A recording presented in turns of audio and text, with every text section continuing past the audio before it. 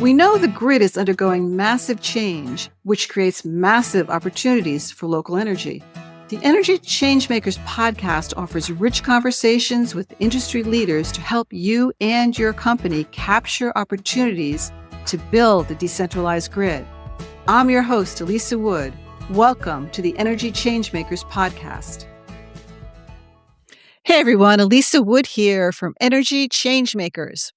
Community microgrids offer a lot of value, especially during a power outage, but they can be difficult to develop. Some take years, some just never get over the finish line.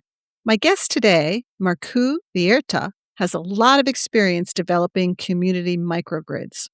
He's the co-founder and managing partner of Cascadia Renewables based in Washington State. He's getting them built quickly and successfully. Yes, there is a trick, a key undertaking, which he explains in this podcast. There's a lot of useful information here for both communities and developers. I learned a lot. I think you will too. Hello, Markus. I'm so happy to have you on the show today. How are you? I'm doing so well, and it's a real honor and pleasure to be here. At least I've been following your work for a long time, so I'm thrilled to be a part of the show. Wonderful.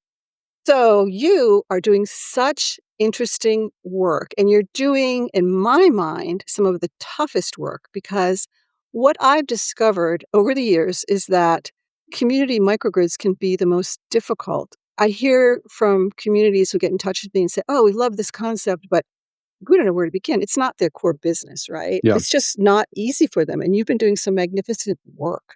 But let's talk about your history a little bit first. You've been in the business for many years, but your new company, Cascadia Renewables, was founded 4 years ago, right? 4 years ago now. It was 2022. I had been working in the industry since 2010, actually. I'd worked for a little residential and commercial EPC in Bellingham, Washington called Western Solar. There was 4 of us when I joined them back then. We were a scrappy little company that was installing solar and storage way back then. In fact, one of the first projects I worked on was an off-grid battery and solar project in the San Juan Islands. And I was bright-eyed and bushy-tailed and had spilled battery acid all over my brand new pants I'd bought at REI that day and learned that lesson. Oh, wow. But yeah, as you know really well, the industry's changed a lot in the last 16 years. And I've been having a lot of fun up here in Washington, really learning and growing. I've had some incredible mentors in the industry and out. And we founded Cascadia Renewables in 2022. Literally, the Inflation Reduction Act passed. I was live streaming the debate in the Senate when it passed. And my co-founder, Callum McSherry, and I high-fived and said, okay, everything's about to change. What are we going to do? And Cascadia was born. Wow. Yeah, that was such a heady time for clean energy. And so when you founded the company, when IRA passed, what were you trying to solve for that like traditional renewable energy developers like weren't addressing, especially for communities? Yeah, so we had, at that point, the company I was working for were doing more and more public projects. And those projects often went to RFP a little bit underdeveloped. And at the same time, we were starting to see more and more developers coming into Washington State, speculating on kind of larger PV projects, and conversations were starting to arise around energy storage. At that point, we had been in the residential and the small commercial space, and we're really thinking a lot about whole site ownership of energy and how we can support projects be really thoughtful about balancing supply and demand of power and how to be more autonomous. The company I was working for had stood up. We were installing solar and battery storage and EV chargers, also HVAC heat pumps and building automated systems.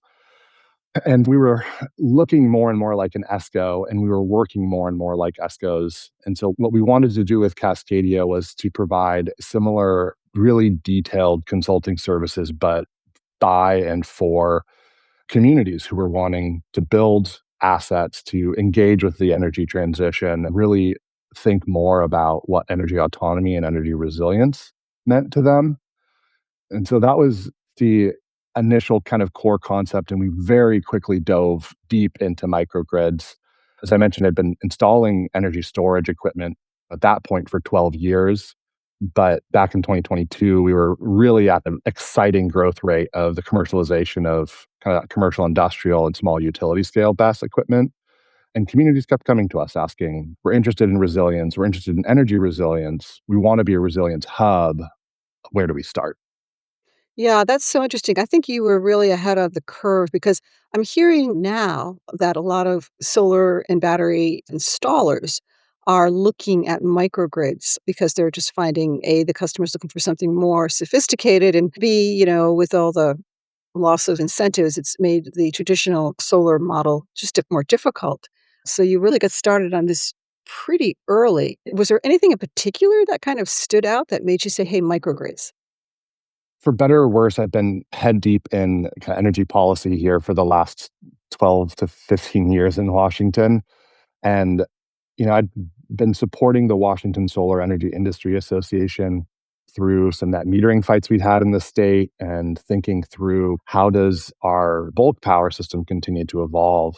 In Washington, we have a pretty stark physical divide between the east side of the Cascade Crest where traditionally our energy is generated, of course, by the Bonneville Power Administration and the kind of rich history of dams in Washington, and the west side of the state, where the majority of load is consumed and population density is higher. Our transmission system is really flexing, and it was working through WASIA and getting more involved in policy that it started to materialize, gosh, in 2017, 2018, that we had a real physics problem coming to our grid. Of course, with the boom in data centers and electrification of industrial loads, transportation, and commercial loads, that's only sped up. And so we really started to think about, from a systems level, what can we do to help behind the meter and in front of the meter? And how do we rethink the work we do with utilities? And how do we rethink this paradigm that had been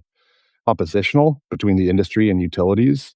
And how can we work together better to solve these physics problems and really deliver for the communities that we're working in?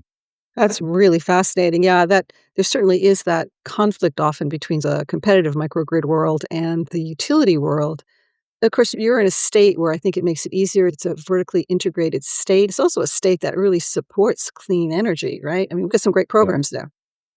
Yeah, so it was really neat that through my work at WASI, I was able to be in the front seat watching the Clean Energy Transformation Act pass in Washington. That was our renewable portfolio standard and our kind of 100% clean mandate for utilities. That was a really important enabling legislation to hold the investor owned utilities. We have three in Washington accountable to the transition, but also the 60 some consumer owned utilities in Washington. So we are a very unique market in that it is vertically integrated. There traditionally hasn't been a day ahead market or an ISO operating in Washington. And so some of the more traditional development pathways haven't existed here. And that's, I think, allowed us to rethink how we build and develop energy, like large energy infrastructure projects with communities and with utilities kind of hand in hand.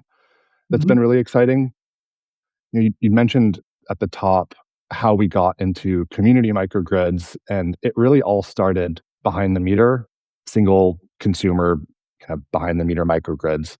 So solar plus storage was our start. And as we were working more and thinking about what we call the physics problem, this kind of capacity constraint that we're seeing manifest on the grid, we started thinking more and more about networking these microgrids together. And genuinely, we were working with some really forward thinking tribes in Washington who were grappling with energy sovereignty and who were wanting to be partners with their serving utilities to build their own energy sovereignty and build their own resilience hubs.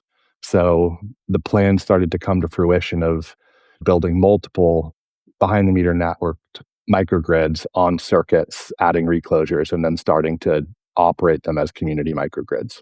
That's pretty fascinating. When you're working with communities, I know there's like a strong desire among a lot of communities to pursue clean energy projects and they want ownership and they want control. As we said before, they've got limited capacity, it's not their core. What are the Mhm. big misconceptions you see? What are the common ones when a community says, we want a microgrid? It's a great question. And one of the reasons we founded genuinely was that work, knowing, first of all, what infrastructure exists in a community, to start that kind of dialogue around the technical realities of developing on the microgrid is a big job sometimes.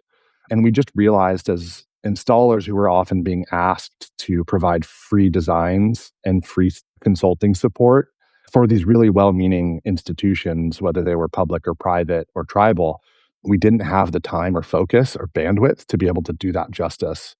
And so, what we developed in the interim was a kind of three legged stool of project feasibility, which is really where we think every community should start. And the first step in that feasibility process is really sitting down with the community and listening and understanding what the problems they're trying to solve are so that we can really root the project's origin and the design decisions we're making on their problem statements and on their lived experience in the community. So the three-legged stool that we think is really critical for a microgrid project and layering levels of complexity are the economic, the technical, and the community feasibility of that project. So oftentimes we'll see a technical analysis done and an RFP written or an economic justification for a project done, but lacking some of the technical detail. And more often we'll see a technical economic analysis done, but lacking any community engagement or focus on the key stakeholders that would be working on and operating that microgrid. And that's often where we see projects fall and fail.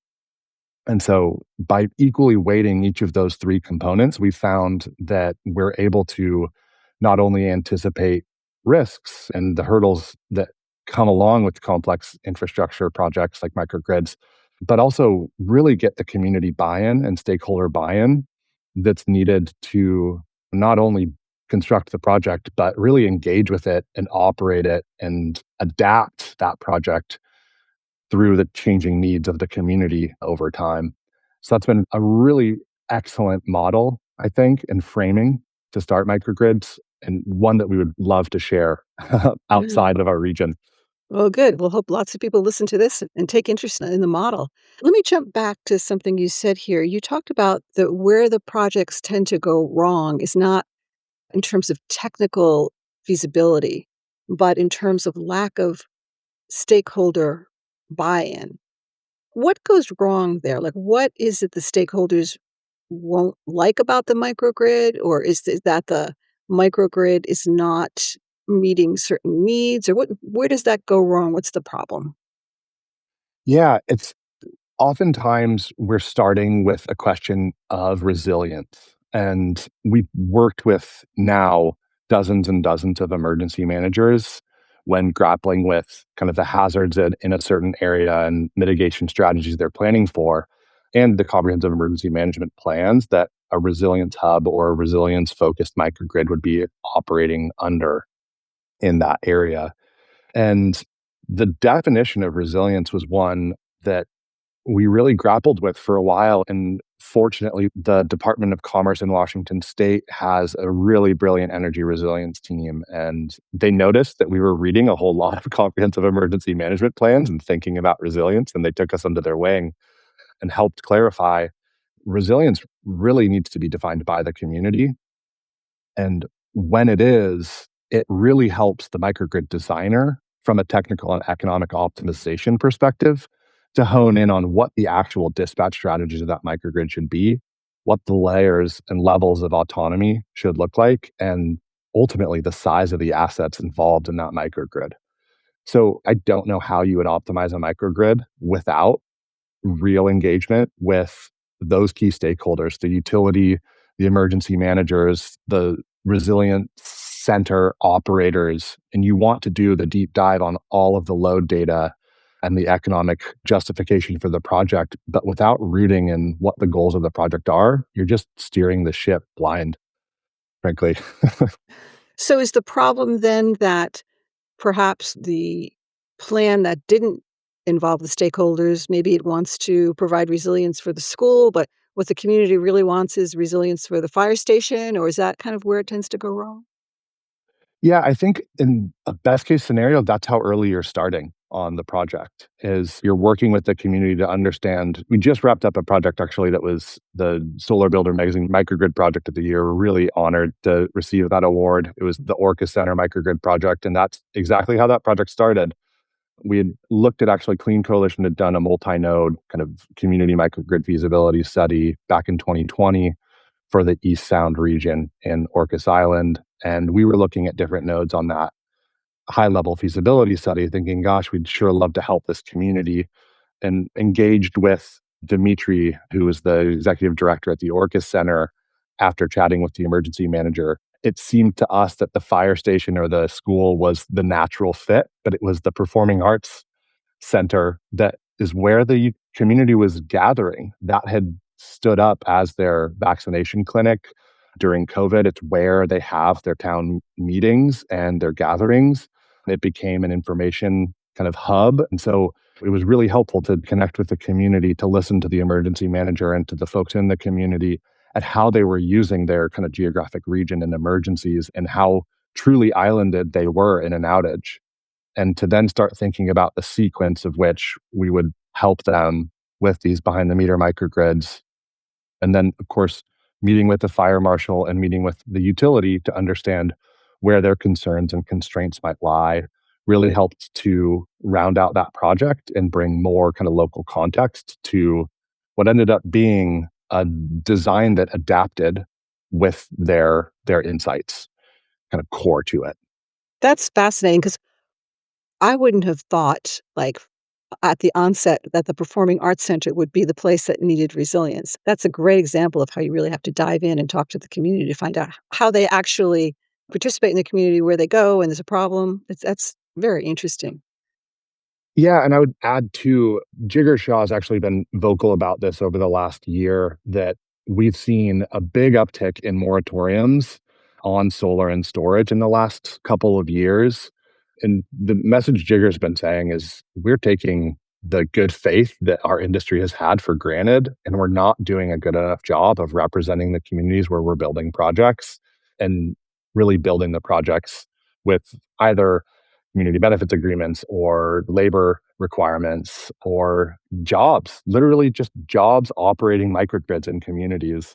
And I think he's been bang on there. I think part of the reason we're seeing moratoriums pop up is because we're seeing this physics problem propagate in real time, and we need to build faster than we ever have. And there's real legitimate concerns, technical and economic concerns from fire marshals and AHJs and communities alike. And we really want to take those concerns seriously. I think when we listen to people's concerns, we learn a lot about their priorities, and we can learn together how to build projects that are representative of communities.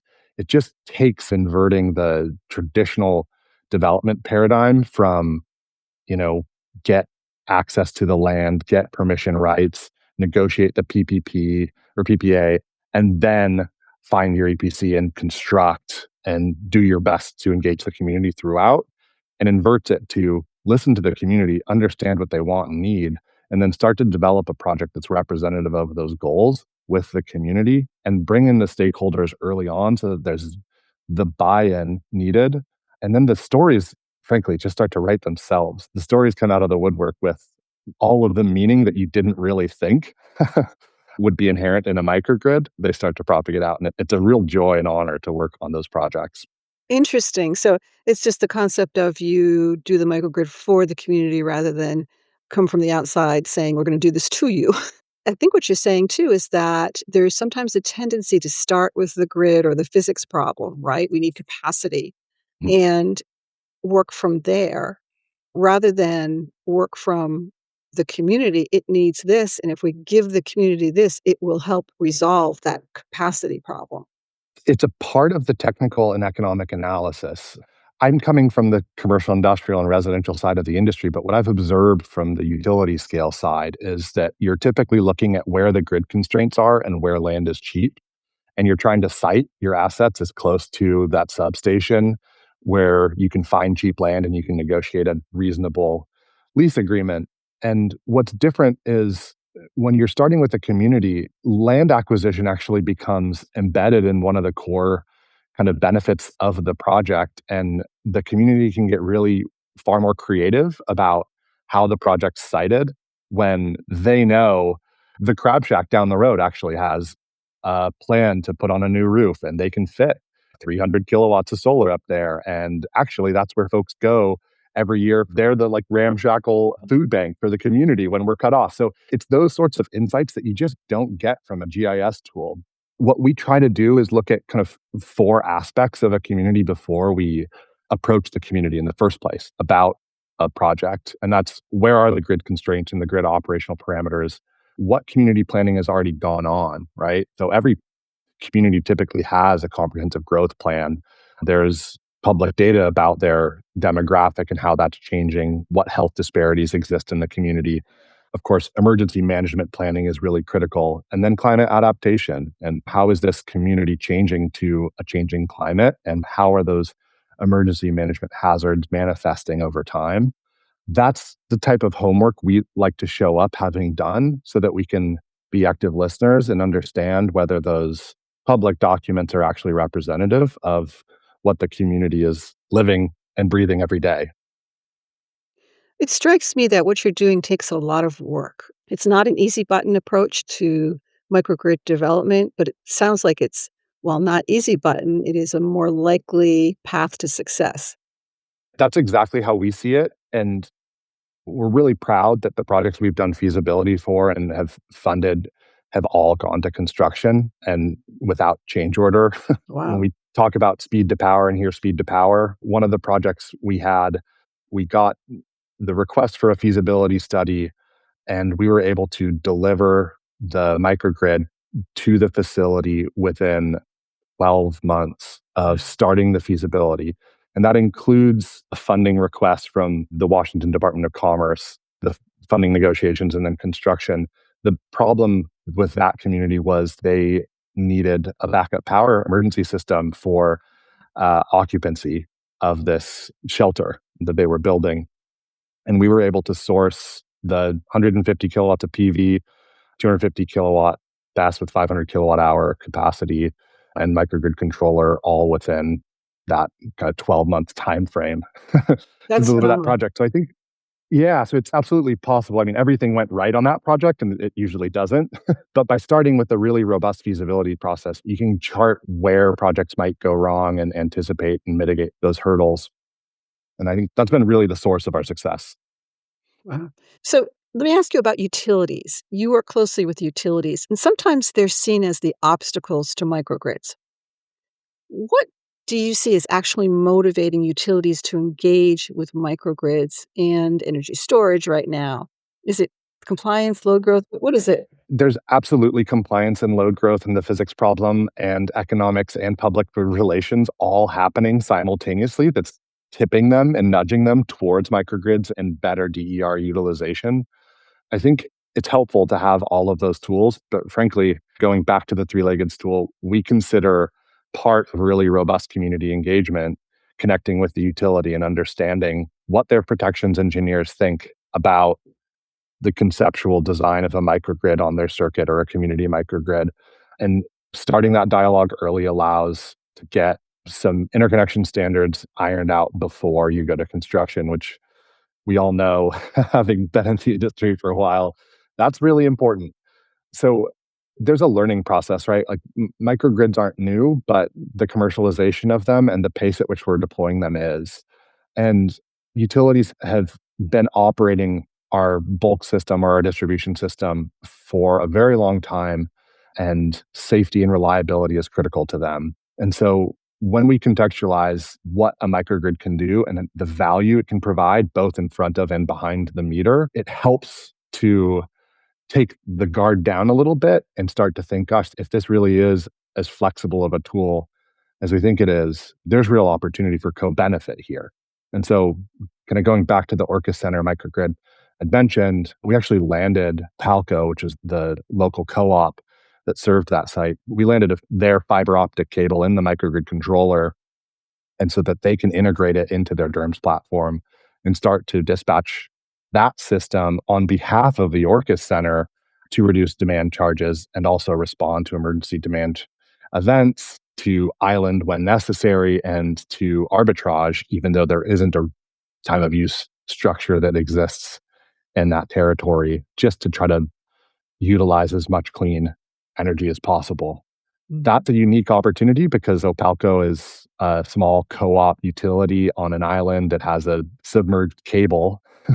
So they really Mm. feel the physics problem viscerally there. But that, I think, is a really good example of where we're all heading. And this physics problem is manifesting in different ways all around the country in this kind of demand and supply imbalance. And so I'd encourage everyone to reach out and have a beer with your emergency manager and have a beer, if you can, with the protections engineer at your local utility. I think you'll learn a lot when you chat with those folks. Fascinating. So what you're saying, just like you need to understand the psyche of the community going in, you also need to understand the psyche of the utility. Yeah, and it's a relational thing, right? I think that's really where it all boils down to. If you can be great to work with and really try to understand the problems and barriers that folks are bringing up as legitimate and valid and not a nuisance to the project, that changes your perspective. And we really like to think of how we work as being focused on solving the big, thorny, difficult problems and not selling solutions. It grates me the wrong way when we talk about commercializing microgrids and just plop it down and plug it in and it'll work. It's just not the reality of where the industry's at right now. An emergency manager I work with all the time likes to say, no one's going to open up a manual and learn how to operate a microgrid in an emergency. So we really need to have a plan and we need to have training and we need to understand the limitations and capacities and use cases of that microgrid early on so that when we are in emergency, we know what's reliable and how to use the assets. And it almost might be the case that the virtue of microgrids is that they're customized. That's sometimes seen as the flaw, right? Because Mhm. you can't scale them, but it's also a virtue because, as you're pointing out, you can really get down to the specific problems of the community and solve for them. Generally, it's so exciting that battery energy storage has gotten to a place where we can, I think Lawrence Berkeley or maybe it was Rocky Mountain Institute put together this really great chart about all of the different use cases for battery energy storage. And regardless of if you're in front of or behind the meter. And so that's been a real ground and shared ground with utilities is looking at those use cases and saying, hey, 90% of the time we're not in an emergency or backup or islanded scenario. So how can we leverage this asset to really meaningfully start to contribute to frequency regulation and volt arc support and all of the other ancillary benefits that these kind of distribution scale assets can provide the grid? That's where the VPP comes in and the different levels of VPP maturity can be really important. For those people who don't know what a VPP, virtual power plant, which is an aggregation of these assets that can serve the grid. Yes, thank you. I do get these messages sometimes after, "What was that acronym?" There's too many acronyms in this industry. We talked a little bit earlier about Washington State and how it's unique, but let's dive into that a little bit more, the funding and climate requirements that have set the stage for microgrids and how regulation is pushing in this direction. Yeah, so we are so incredibly fortunate in Washington in that we have a cap and invest program that we passed several years ago that's injecting about $1 billion a year into climate activities. That was one of Governor Inslee's kind of core priorities when he was in office. And now, of course, Governor Ferguson has come in and he has really important but different priorities. That's Inslee's legacy that we're all really cautious to protect. One of the things that that's done is created these grant funded programs in Washington that have been really unique at delivering the capital costs to fund microgrids to communities by essentially taxpayers in the state and polluters in the state. That all started with a technical assistance program that we were involved with. We were hired by Washington Commerce to provide technical assistance to named, underserved, under-resourced, and kind of the Justice 40 umbrella of communities. That's what really got us started focusing solely on microgrids and solely on microgrids for community benefit was that program. For your listeners, if you work in state government, city government, or a utility, I can't recommend a technical assistance program more. Through that program, we were able to deliver feasibility studies that de risked microgrid projects for 300% less Mhm. dollars than grant funded planning and pre development for microgrids. Part of the reason it was so much more cost effective was just not needing to go through so many different procurement processes to be able to support communities. So instead, what Commerce did, and they modeled this on Clean Energy Group's technical assistance program. So highly recommend and hat tip to Clean Energy Group for what they had done leading the way.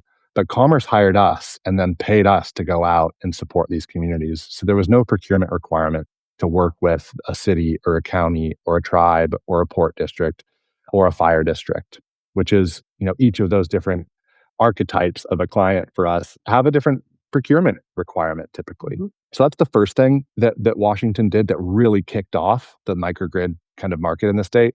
And then, of course, the other thing they did was they started funding projects.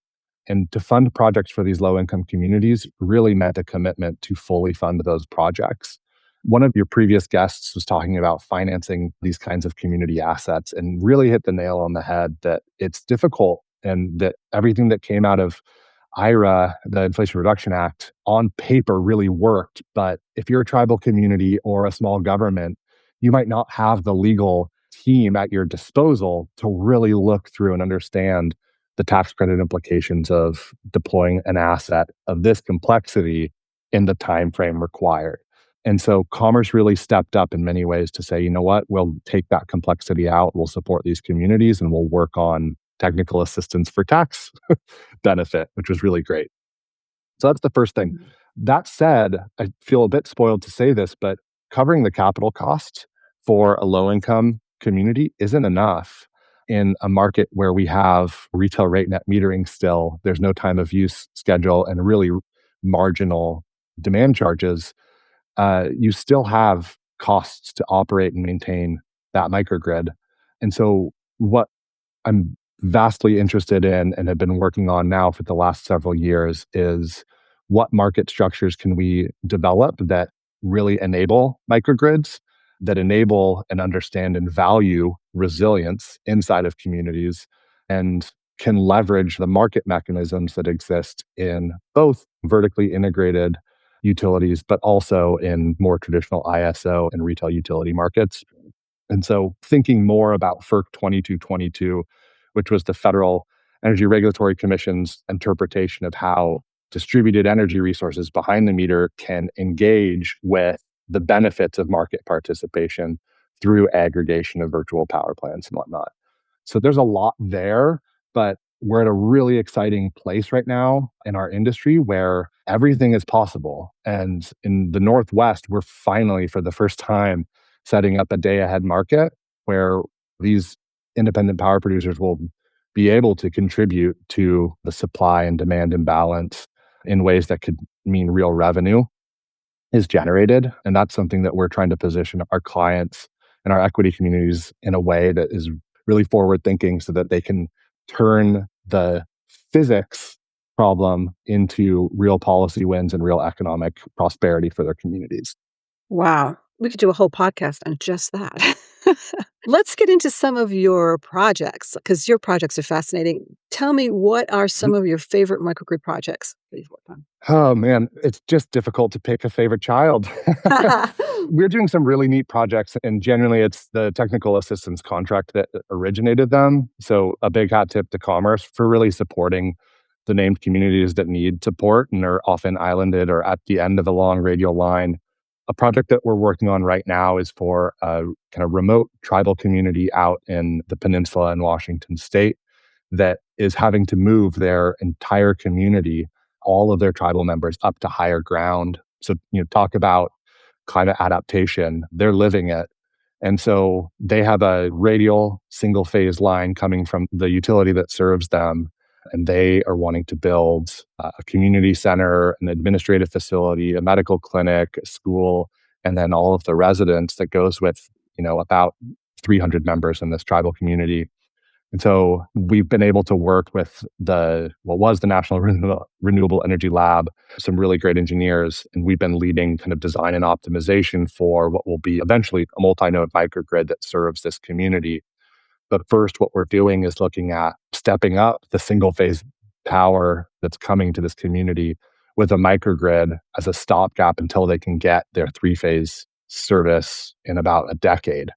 And so Mm. the microgrid will be a stopgap for them that is also providing resilience and access to three-phase power for their larger commercial loads in the meantime. So that project's like an example of a really neat one that impacts people's lives and is enabling them adaptive, kind of proactive behavior that will hopefully prevent a disaster that was looming. Yeah, and it's so interesting too that you're able to work with a community being built. That's very Mhm. unusual. Usually it's right going into a community, everything's already established, but you're sort of there at the beginning. Quick question on the microgrid. So will the microgrid continue to serve a purpose after 10 years? Absolutely. And once the three-phase power comes in, then the microgrid starts to focus. So not only will having the microgrid there impact the size of the three-phase service that's coming in. So there's some deferral value to putting that microgrid there, right? Because you can serve your own needs. But also, we're still at the end of a radial line on an isolated area on the peninsula that has frequent outages and a single feeder from Bonneville Power Administration that crosses, I think it's 13 bridges, none of which are seismically rated. And for your listeners who aren't local to the Pacific Northwest, we have this very large looming earthquake problem that when the big earthquake goes, effectively every bridge in our region will fail. And some communities like this one could be out of power for 6 months or more. So the microgrid will continue to provide resilience, but also balancing support and demand management for fragile grid infrastructure. Fascinating. Are there other projects you want to tell us about? We're working on this really neat project. It was actually originated by a utility in southeastern Washington that they have a fire district that's fully off grid. That fire district has been burning diesel for the last 30 or so years anytime it's operating. And so the Oh, so it's microgrid full there time is on diesel? This fire district is it's full time on diesel? it's yeah, it's just the lowest hanging fruit you can imagine from a decarbonization perspective. We're putting in a solar plus storage microgrid that's behind the meter that's going to be off grid powering this cluster of like the fire district and then small community facilities that have all been running off of this diesel generator. And since this one is an existing site, we have load data and consumption data from the diesel generator, and we're able to run that diesel generator like 80% less with the Mm, microgrid. And so the fuel savings is impactful, the carbon savings is impactful, and the just financial savings is really impactful. One thing that's interesting that came out of that project is just from a regulatory and safety perspective, they're not able to store really vast sums of diesel. And so in an outage, their autonomy actually went through the roof with the microgrid just because we were able to sip on their diesel supply instead of drink whole straw. yeah, And in an emergency, you just don't know who will have access to that diesel. great.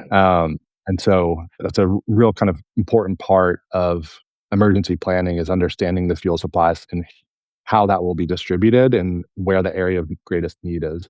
This is a fire district in Washington that is regularly responding to wildfires. And so they're very critical for the region and very overworked as a team. So it's another one of those projects that's really meaningful for us to be able to kind of use our technical expertise and supply them with something that'll hopefully be an asset they use uh, for a very long time. Fascinating project.